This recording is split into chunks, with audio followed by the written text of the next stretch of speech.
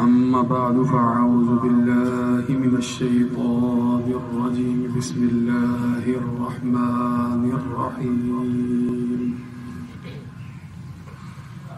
لله ما في السماوات وما في الأرض وإن تبدوا ما في أنفسكم أو تخفوه يحاسبكم به الله فيغفر لمن يشاء ويعذب من يشاء والله على كل شيء قدير آمن الرسول بما أنزل إليه من ربه والمؤمنون كل آمن بالله وملائكته وكتبه ورسله لا نفرق بين أحد من رسله وقالوا سمعنا وأطعنا غفرانك ربنا وإليك المصير لا يكلف الله نفسا إلا وسعها لها ما كسبت وعليها ما اكتسبت ربنا لا تؤاخذنا إن نسينا أو أخطأنا ربنا ولا تحمل علينا إصرا كما حملته على الذين من قبلنا ربنا ولا تحملنا ما لا طاقة لنا به واعف عنا واغفر لنا وارحمنا أنت مولانا فانصرنا على القوم الكافرين صدق الله مولانا العظيم وقال الله تبارك وتعالى إن الله وملائكته يصلون على النبي يا أيها الذين آمنوا صلوا عليه وسلموا تسليما اللهم صل على سيدنا ومولانا محمد وعلى آل وأصحاب سيدنا ومولانا محمد وبارك وسلم علیہ. سامعین محترم، میں نے آپ کے سامنے سورہ بقرہ کا آخری رکوع تلاوت کرنے کا شرف حاصل کیا ہے. آخری رکوع کو میں نے آج کے بیان کا موضوع اس لیے بنایا ہے کہ جو سلسلہ ہمارا درس قرآن کا چل رہا ہے، جمعے کی نماز کے بعد ہم تھوڑی دیر بیٹھتے ہیں اور حسب توفیق چند آیات ترجمے کے ساتھ سمجھنے کی کوشش کرتے ہیں. تو اس ترتیب میں آج سورہ بقرہ کا یہ آخری رکوع ہی ہے جو ہم نے پڑھنا تھا آج. تو چونکہ بہت کم احباب ہوتے ہیں ہمارے اس درس قرآن میں، اور یہ آخری رکوع ہے بڑا مختلف پہلوؤں سے اہم، اور اس کے معنی اور معرف جو ہے وہ مختلف پہلوؤں سے جو ہے وہ سمجھنے بڑے ضروری ہیں. اور ایک طرح سے سورہ بقرہ کا اختتام ہو رہا تھا تو میں نے اسی لیے آج اس کو موضوع بنایا. اور اس کا تعلق سابقہ موضوعات سے بھی ہے. جو گفتگو ہم پچھلے چند جمعوں سے کر رہے ہیں ان کے اندر جو توحید، رسالت اور دین اسلام کی اہمیت کے حوالے سے جو بہت سے پہلو ہم نے ڈسکس کیے ہیں وہ بھی اس رکوع کے ضمن میں شامل ہیں. لہٰذا تھوڑی سی گفتگو آج اور بقدر ضرورت جو ہے وہ آئندہ بھی اس گفتگو کو جاری رکھا جائے گا. تو ایک تو بات آپ نے یہ ذہن میں رکھنی ہے کہ سورہ بقرہ کا یہ جو آخری رکوع ہے اس کی فضیلت بہت زیادہ ہے. اس کی جو آخری 2 آیات ہیں، کل یہ 3 آیات ہیں آخری رکوع کے اندر، اس کی آخری جو 2 آیات ہیں ان کے متعلق جو ہے ایک روایت یہ ہے کہ معراج کے موقع پر جو آیات عطا کی گئی تھی وہ یہ 2 آیات، اس لیے ان کی فضیلت ہے بڑی زیادہ.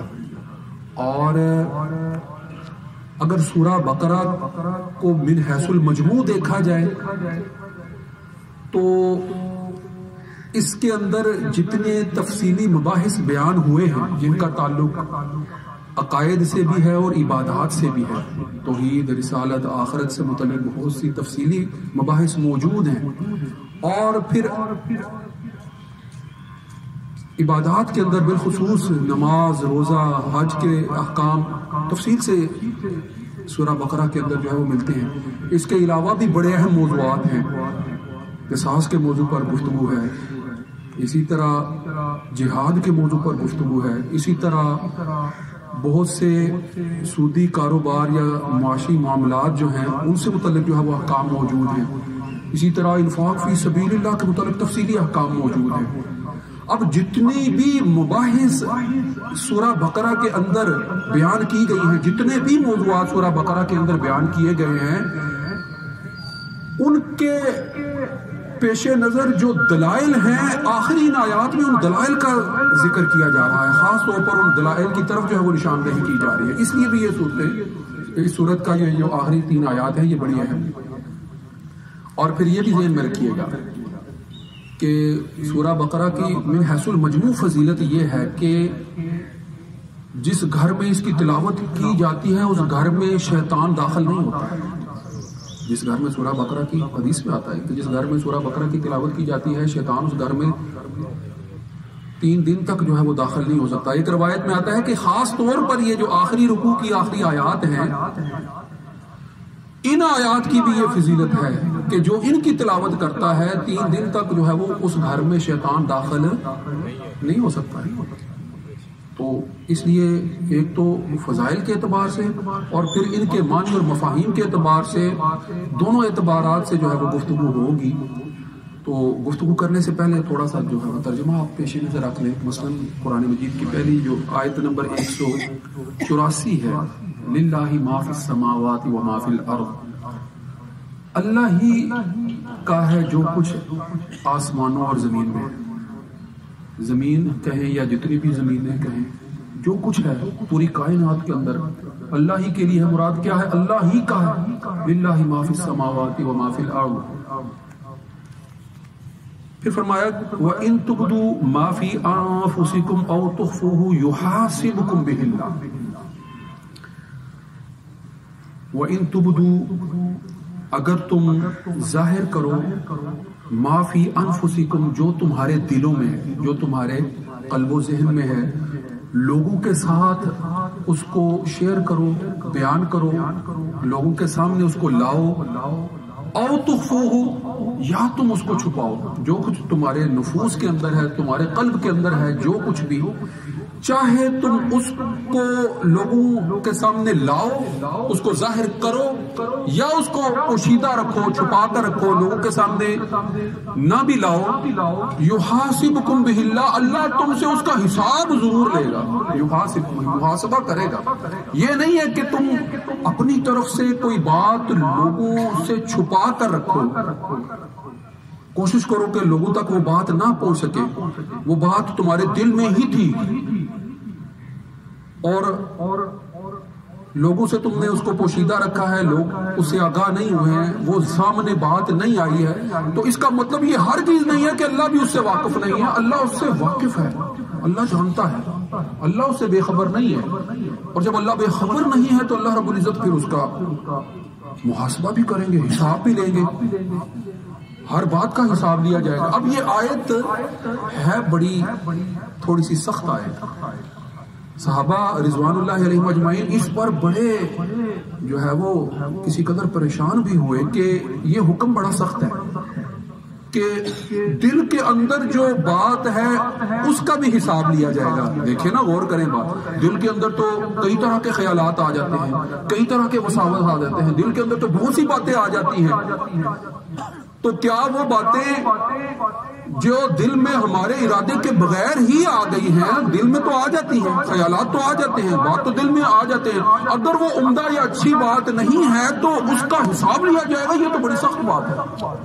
یہ حکم آسان تو نہیں تھا، لہٰذا صحابہ اس پر بڑے پریشان ہوئے اور آپ صلی اللہ علیہ وآلہ وسلم کی بارگاہ میں جو ہے وہ حاضر ہوئے اور حاضر ہو کر کہا کہ ہم جن عبادات کے مکلف بنائے گئے ہیں ہم ان کو پورا کرنے کی پوری کوشش کرتے ہیں.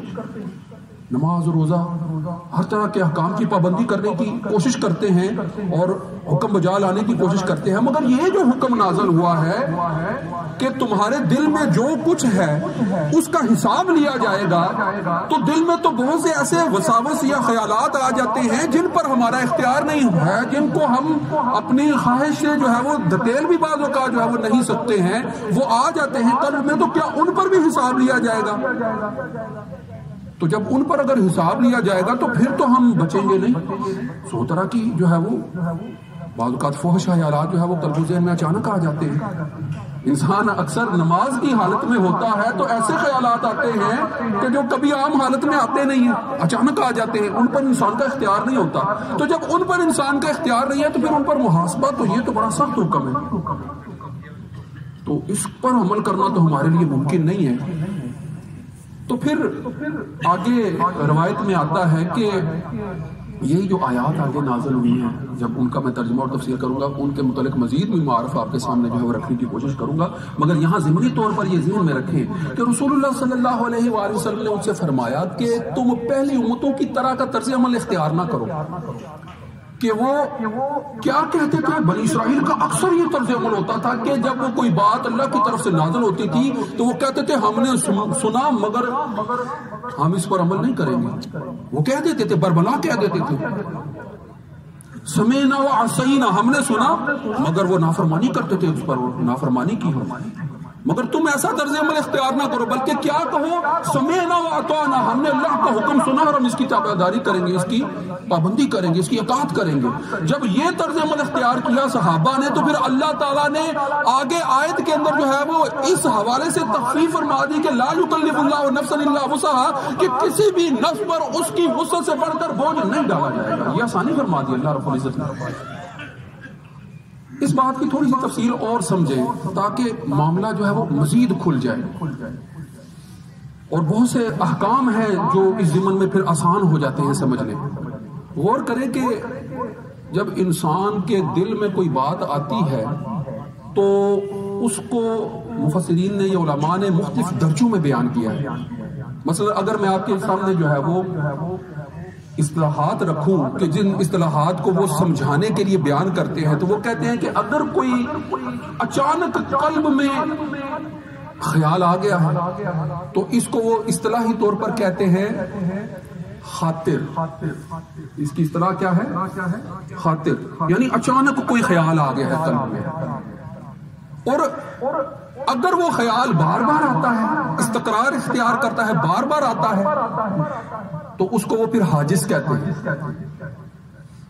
اب کوئی بھی کام انسان کرنے لگتا ہے تو پہلے اس کا کوئی نہ کوئی خیال کسی نہ کسی ذریعے سے آتا ہے، اور پھر وہ خیال جب بار بار آتا ہے تو انسان اس کی طرف مزید متوجہ ہو جاتا ہے، اور اس خیال کے تابع جب اس کے اوپر عمل کرنے کے بارے میں سوچنا شروع کر دیتا ہے تو اگلے مرحلے میں داخل ہو جاتا ہے، اور اس کی کیفیت اگر ایسی ہے کہ وہ اس خیال کے مطابق جو ہے وہ غالب ہے کہ عمل نہیں کرے گا، مگر غیر غالب امکان یہ بھی ہے کہ عمل کر بھی دے، اس کو حدیث نفس کہتے ہیں۔ اسے کیا کہتے ہیں؟ حدیث نفس، یعنی خاطر پہلا مرحلہ کہ کوئی بھی خیال اچانک ذہن میں آ گیا، جب وہ بار بار آیا تو حاجز کے درجے تک پہنچ گیا، جب مزید اس نے پختگی اختیار کی تو وہ حدیث نفس کے درجے پر پہنچ گیا۔ حدیث نفس کا درجہ کیا ہے کہ غالب امکان ہے کہ وہ اس فرض کریں انسان کے قلب میں گناہ کا خیال اچانک آ گیا، کسی گناہ کا خیال، اس نے خیال جھٹک دیا ہے، معاملہ رفع دفع ہو گیا، بار بار خیال آ رہا ہے تو حاجز کے درجے پر ہے۔ اب وہ خیال جو ہے وہ اس کے مطابق اس کا ذہن اس قدر آگے چل پڑا ہے کہ وہ اس کو نہ کرنے کا ہی سوچ رہا ہے اور کرنے کا نہیں سوچ رہا، مگر ہو سکتا ہے اس سے وہ گناہ ہو جائے۔ یہ حدیث نفس کا درجہ ہے، اور جب حدیث نفس کے درجے سے بات آگے بڑھتی ہے، اگلا درجہ ہے ہم کا۔ ہم ارادے کو کہتے ہیں، ہم ارادے کو کہتے ہیں۔ انسان اس کے اوپر جو ہے وہ غالب امکان ہے کہ عمل کرے گا، یعنی اس نے ایک حد تک ارادہ کر لیا ہے کہ یہ کام وہ کر دے گا، مگر امکان موجود ہے کہ یہ کام وہ نہیں کرے گا۔ اس کے دل میں خیال آیا تھا، ہم کے درجے میں وہ خیال جب پہنچ گیا ہے تو آپ اس کو کہہ سکتے ہیں کہ 50% سے زیادہ امکان ہے کہ وہ یہ کام کرے گا، مگر 100% امکان نہیں ہے کہ وہ یہ کام کرے گا، 100% امکان نہیں۔ اس کو ہم کا درجہ کہتے ہیں۔ اور اس کے بعد جو ہے وہ سب سے اوپر کا درجہ ہے وہ ہے عزم. ہم کے بعد کیا ہے؟ عزم. یعنی وہ بات جو اچانک خیال کے طور پر قلب میں آئی تھی وہ جب پختہ ارادہ بن جاتا ہے، یعنی ہم کے درجے سے بھی آگے بڑھ جاتا ہے، تو وہ پختہ عزم بن جاتا ہے. اب وہ ضرور کرے گا یہ کام، چاہے وقت پر وہ کام ہو یا نہ ہو، وہ پختہ ارادے سے گیا تھا. اب اس پختہ ارادے سے اگر کوئی کسی کو قتل کرنے کے ارادے سے جاتا ہے، اگر موقع پر قتل نہیں بھی کیا تو وہ مجرم قرار دیا جاتا ہے، اس سے اس کی بات پورس ہوگی اور اس کے جرم کے مطابق جو ہے وہ سزا دی جائے گی. کہ یہ پوری پلاننگ کے ساتھ، پختہ ارادے کے ساتھ 100% اس نیت سے حاصلہ لے کر نکلا تھا، ہتھیار لے کر نکلا تھا، گھر کے ارادے سے نکلا تھا کہ یہ یقیناً یہ کام کر کے آئے گا. وہ تو اللہ کی مشیت ایسی ہوئی کہ وہ کام کر نہ پایا، وہ کرنا تو اس پختہ ارادے سے نکلا تھا. ایک حدیث میں آتا ہے کہ قاتل اور مقتول جو ہے وہ دونوں جہنمی ہیں. بھائی قاتل تو جہنمی ہے، مقتول کیوں جہنمی ہے؟ مقتول کیوں جہنمی ہے؟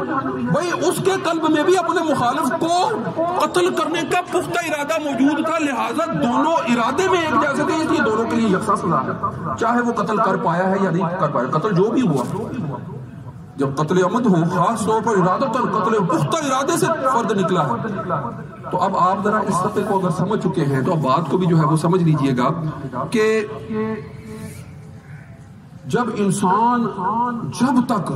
تک انسان ہم کے درجے میں ہے اور گناہ کا خیال اس کے قلب میں آیا ہے، ہم کے درجے میں ہے، تو گناہ پر اس کا گناہ لکھا نہیں جاتا، اس کا گناہ لکھا نہیں جاتا. مگر وہ اگر عزم کے درجے پر گناہ کے لیے نکل پڑا ہے تو پھر گناہ لکھ دیا جاتا ہے اور سزا بھی مقرر کی جاتی ہے. آج کے لیے اس تفصیل کو یہیں تک رکھتے ہیں، یہیں سے بات کو آگے بڑھائیں گے اور آئندہ انشاءاللہ جو ہے وہ اسی نقطے سے کچھ مزید پہلو سامنے لاتے ہوئے آیات کی وضاحت کرنے کی کوشش کریں گے. وآخر دعوانا الحمدللہ رب العالمین. سنت ادا فرمائیں.